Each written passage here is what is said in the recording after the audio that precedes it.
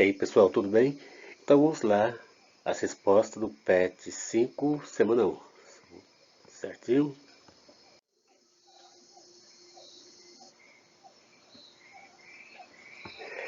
Primeira questão, vamos lá pessoal. Dogmáticos, em grego, significa o que se funda em princípios, ou aquilo que é relativo a uma doutrina. Dogmatismo é a doutrina segundo a qual é possível se atingir a certeza. Então vamos lá. Sobre as diferentes formas de manifestação do dogmatismo, assinale o que for correto. A metafísica tradicional, por acreditar que poderia progredir sem uma crítica da razão, foi considerada por Immanuel Kant dogmática. Será que foi isso mesmo? Vamos analisar mais para frente essa questão. Uma ciência opõe-se ao dogmatismo quando ela se declara neutra e legitima suas descobertas, acreditando na infalibilidade de seu método. Aqui vocês veem, como podem observar, uma ciência opõe-se ao dogmatismo quando ela se declara neutra, certo? E legitima suas descobertas, acreditando na infalibilidade do seu método. Sem sombra de dúvida, uma ciência, qualquer ciência, ela não pode ter a convicção, a certeza que seu método é infalível, porque há transformações. A ciência, o que ela descobre hoje, uma conclusão que ela chega hoje, pode não ser a mesma amanhã. Há mudanças, há transformações nesse sentido, então não há infabilidade. Nesse caso aí, já estaria sendo dogmático. Então, acredito que essa não seja correta. As proposições do cálculo e da geometria são para Kant dogmáticas, pois são princípios reflexivos que unem a sensibilidade e o entendimento no juízo do gosto.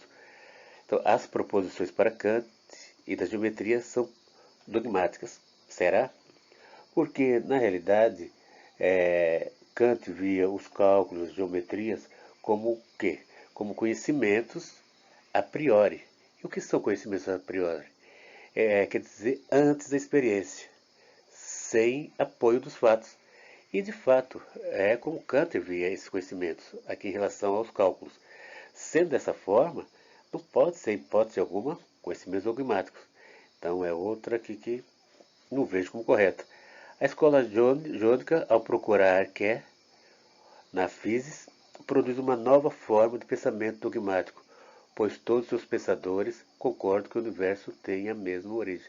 Havia uma divergência entre seus pensadores. Nem todos analisavam de uma mesma maneira. Então, essa aí não é correta. Aí, pessoal, o que vem aqui é a letra A. Por que a letra A?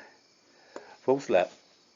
A crítica, ela é o tema fundamental da filosofia de Immanuel Kant, a qual aparece sua obra Crítica da Razão Pura, que foi publicada em 1781. Então, a sua filosofia é fruto de um longo período de elaboração e de questionamentos, o que resultou em uma rejeição à metafísica tradicional que se apresentava na época.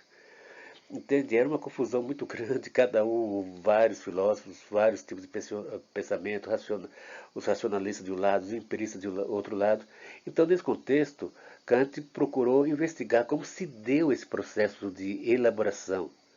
E nesse caso, é compreender quais foram as dificuldades que levaram o pensador alemão a rejeitar essa metafísica, mesmo que essa compreensão não seja necessariamente obrigatória para entender a filosofia de Kant.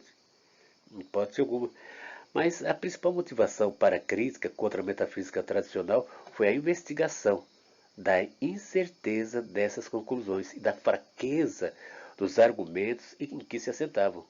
Então, nesse contexto, um dos filósofos responsáveis pela elucidação dessas incertezas no pensamento de Kant foi a influência de David Hume.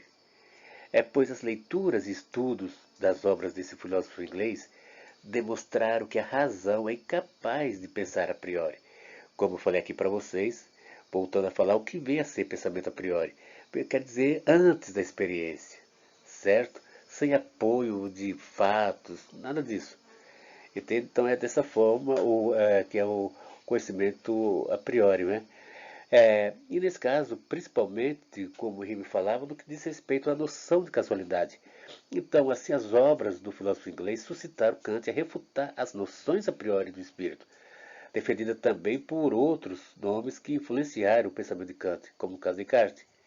Então, dessa forma, Kant até então que se ocupara com os problemas mais pertinentes dentro da metafísica da época, como a problemática da existência de Deus, a imortalidade da alma e a liberdade do homem, passa a ver a razão, assim como a lógica e a matemática e a física, como critérios abandonados.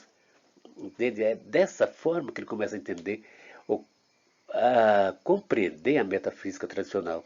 Ou então, o que faz elaborar a grande questão de sua filosofia, que era o quê? Por que a metafísica não apresenta o mesmo grau de certeza que a lógica, a matemática ou a física? Então, essa questão que o filósofo debruçou se resume na defesa que o filósofo faz da razão contra o ceticismo. Defesa essa que parte da raiz da própria razão. Então, pessoal, a crítica de Kant nada mais é do que um exame que tem por fim saber o que a razão é capaz ou incapaz de fazer, ou seja, de saber sobre o valor dos conhecimentos racionais, buscando na raiz da própria razão seus limites e suas atividades. Assim podemos considerar, portanto, que a dialética transcendental vai se atentar sobre a ilusão, que nada mais é do que a consequência da imaginação sobre o nosso entendimento e sobre suas fontes. Então, as análises realizadas ao longo das nossas leituras e estudos nos permitem perceber o percurso que Kant fez, do empirismo para o racionalismo, e assim, privilegiando o que esses dois conceitos têm de mais relevantes. Então, dessa forma, a mais alta unidade dentro do uso lógico da razão é o raciocínio, que é considerado pelo nosso filósofo como o ato de compreender uma proposição particular sobre uma condição geral, ou seja, julgar determinado objeto tomando por matéria não as próprias representações, mas as proposições em si. E nesse caso, elevando assim a busca pela unidade, mais do que somente no entendimento. Certinho? Então vamos lá, pessoal, para a segunda questão. É, Dogmatismo vem da palavra grega dogma, que significa uma opinião estabelecida por decreto e ensinada como uma doutrina, sem contestação. O dogmatismo é uma atitude autoritária e submissa. Autoritária porque não admite dúvida, contestação e crítica. Submissa porque se curva a opiniões estabelecidas. A ciência distingue-se do senso comum, porque esse é uma opinião baseada em hábitos, preconceitos, tradições cristalizadas, enquanto a ciência baseia-se em pesquisas, investigações metódicas e sistemáticas, certo? E na exigência de que as teorias sejam internamente coerentes e digam a verdade sobre a realidade. Marilene Chauí, Convite à Filosofia. Certinho? Então vamos lá. O que se pede aqui? Cite duas implicações políticas do dogmatismo e de exemplos relacionados à atualidade. Então vamos lá, turma. Em primeiro lugar, o que é que podemos falar nessa questão? É o seguinte, que o dogmatismo político, o que vem a ser? Ele é aquele que não permite a pluralidade partidária ou ideológica, como ocorre em regimes totalitários. Determinado partido, movimento ou indivíduo político passa a ser o único portador da razão. As consequências de um Estado tomado por uma doutrina dogmática podem ser censura, repressão e violência. O Estado dogmático, um pensamento dogmático, é um pensamento censor. Ele te priva a sua liberdade, priva seus direitos de ir e vir. Entende? Para vocês terem uma ideia, 34% da população mundial vive em um país na qual vigora um regime autoritário. Atualmente, os governos de 52 países são classificados dessa maneira.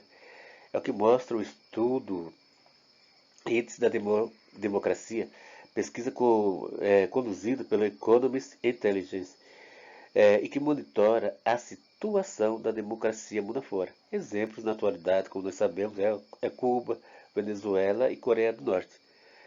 Fora isso, é claro, tem outros países, principalmente no Oriente Médio, onde há a teocracia.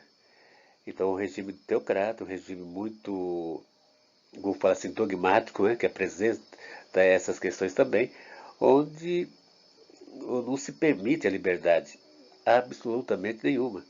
Tem que se considerar o que o governo fala, o que ele propõe, o que ele impõe.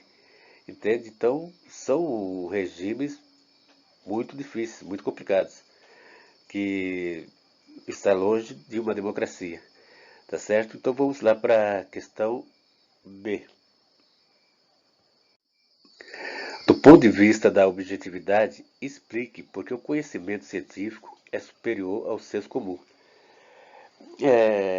Então, o senso comum pode ser definido como um conjunto dos conhecimentos que recebemos a partir da transmissão da experiência de uma pessoa ou de um grupo social. As afirmações que são classificadas por senso comum, embora não tenham um vínculo necessário com a expressão religiosa, podem ser comparadas com crenças. Muitas dessas crenças, se submetidas a uma análise mais profunda, vão mostrar-se falíveis, mesmo que aceitas e compartilhadas amplamente. Então, enquanto as afirmações do senso comum partem de um conhecimento particular, que muitas vezes não pode ser validado, se relacionam com outras pessoas, estão vinculadas ao ponto de vista individual. Então, já no caso da ciência, ela pretende estabelecer o conhecimento geral a partir de experimentos que possam ser comprovados. Não é algo assim que vai fazendo de qualquer forma, não. Passa por várias fases e onde possa haver uma comprovação, uma justificação, né? Diferente do senso comum, que não há necessidade de nenhuma comprovação científica. Entende? A ciência ela pretende, como coloquei, estabelecer um conhecimento geral. Então, as conclusões científicas podem ser testadas, pois uma pesquisa deve registrar e tornar público os métodos que foram utilizados e os procedimentos realizados, a fim de que qualquer pesquisa possa repetir seus passos. É o caso como agora nós estamos vendo em relação à vacina, né, do Covid-19. São alguns laboratórios fazendo, mas tem que passar por vários passos de comprovação para então serem liberadas. Então, essa é a questão. Vamos